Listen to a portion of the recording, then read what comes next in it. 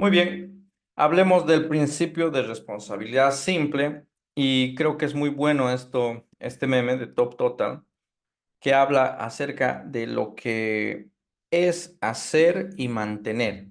La idea de single responsibility a veces es confundida con la cantidad de métodos, ¿de acuerdo? Una clase debe tener un solo método y listo, o una interfaz, o una clase abstracta, no importa.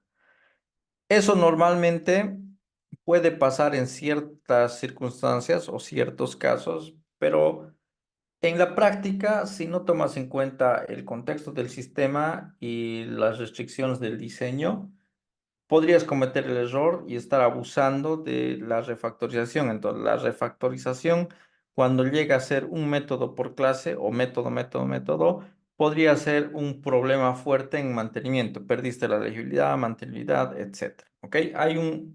Hay un rango en el que tenemos que definir cuándo es responsabilidad simple y cuándo no.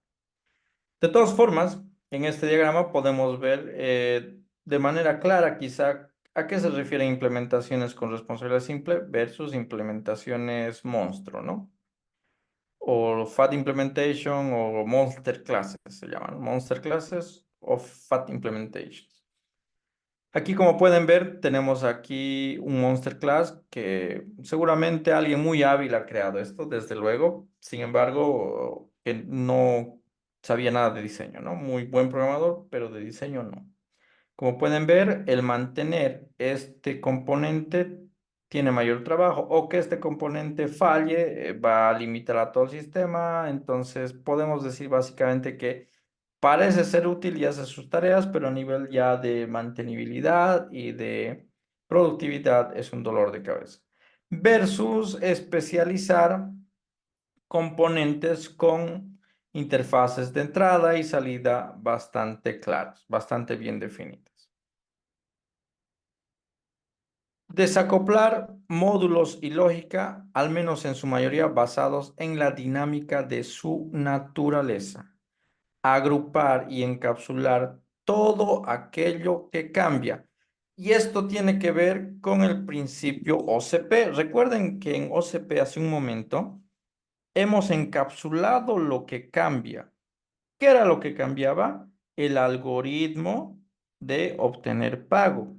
Y ahí claramente se entiende que tenemos una responsabilidad. Esto depende del contexto nuevamente. Y Parnas en 1972 lo dijo, es básicamente la separación de intereses. Cuando hablamos de responsabilidad simple, no nos tenemos que fijar en que haga una cosa, en el sentido literal, ¿no? Nos tenemos que centrar en qué razones de cambio existen, ¿ya? Cada módulo del software debería tener una y simplemente una razón para cambiar. Es lo importante para identificar single responsibility. Por ejemplo, si nosotros tenemos nuestro método, perdón, nuestra clase payable, ¿verdad? ¿Qué razones de cambio tiene? Cuando alguien tenga que modificar cómo calcular el pago, ese es el que debe cambiar. No debe cambiar el cliente, no debe cambiar las extensiones o implementaciones, sino debe cambiar solo cuando hay una razón de cambio sobre el pago, nada más. Puede ser para renombrar, puede ser para agregar un método adicional en la interfaz, pero tiene que haber una sola razón de cambio. Ahora, ¿qué es una razón para cambiar? Backfix, refactoring, es algo bastante común, ¿no? Cuando nosotros nos encontramos implementando, siempre van a haber errores y siempre van a haber modificaciones. Pero es una razón para cambiar. Y hay que entender esto. Los backfixing y refactoring están fuera del espectro del diseño. Porque cuando nosotros hacemos backfixing, normalmente modificamos implementaciones que están fallando.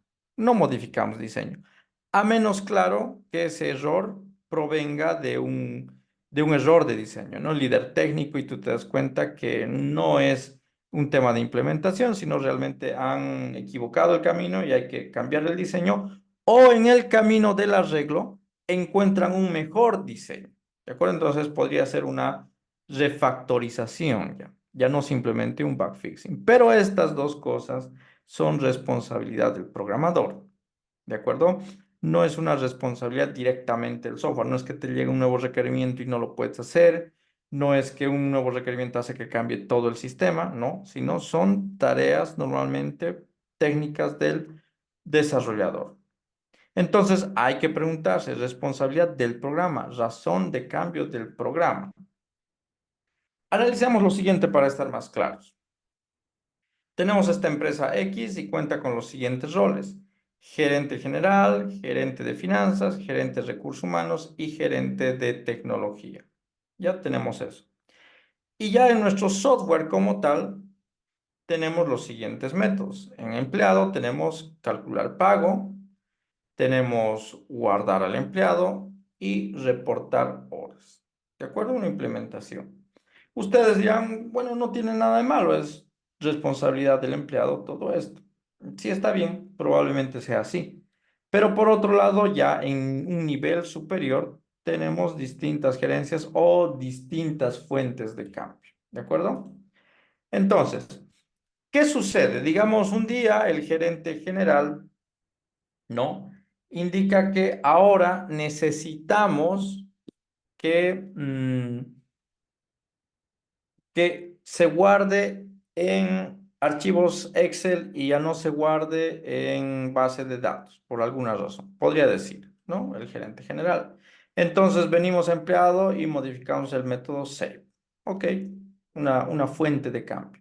Luego tenemos otra fuente de cambio, gerente de finanzas. El gerente de finanzas dice, bueno, debido a los cambios en el dólar, lo que vamos a hacer es un ajuste del 0,3% a todos los tipos de pagos de este tipo. Entonces tú vienes y modificas las implementaciones en calcular pago, ¿no?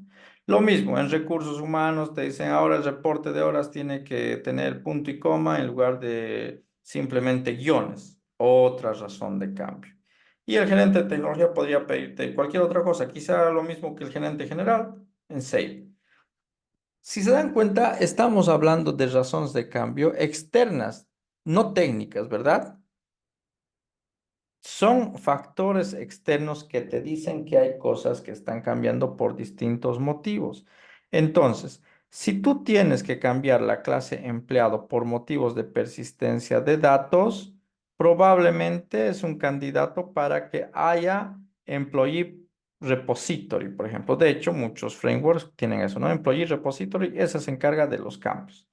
Luego tenemos otro, employee. Puede ser employee account, por ejemplo, que va a tener calcular pago.